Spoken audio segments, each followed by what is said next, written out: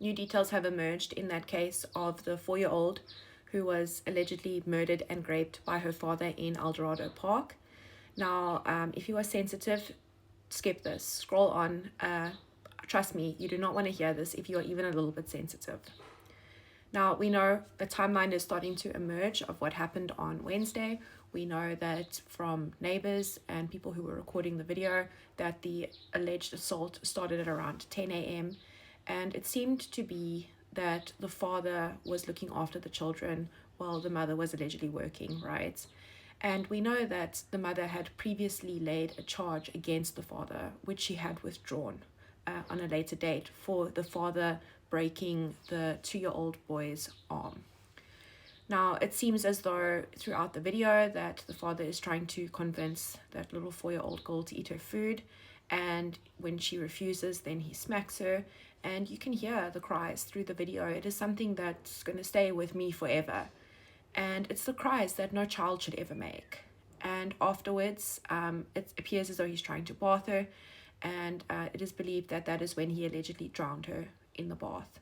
And we know that the residents did call police at around, I think, 12 o'clock, but police only arrived at around 3 p.m.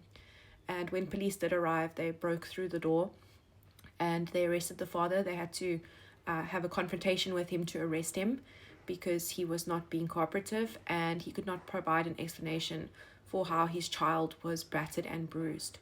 And her little body had endured a significant assault. There was blood everywhere.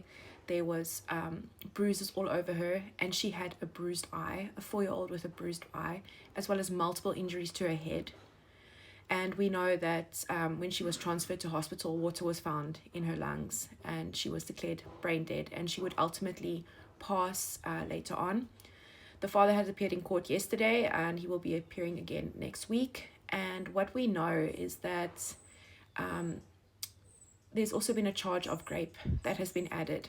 And I have personally heard from some community leaders and members that what was allegedly said, is that this was not the first time that this child had allegedly been raped. And there was older bruising present, which indicates repeated assaults. Now, I beg of you, if a child is being harmed in your community, if you do not personally want to intervene, call your community leaders. Call Pastor Kurt van Heerden. Call your community leaders to come and save that child's life. Because I do believe if someone had intervened, that child could perhaps still be alive. Now, I will be following this case, and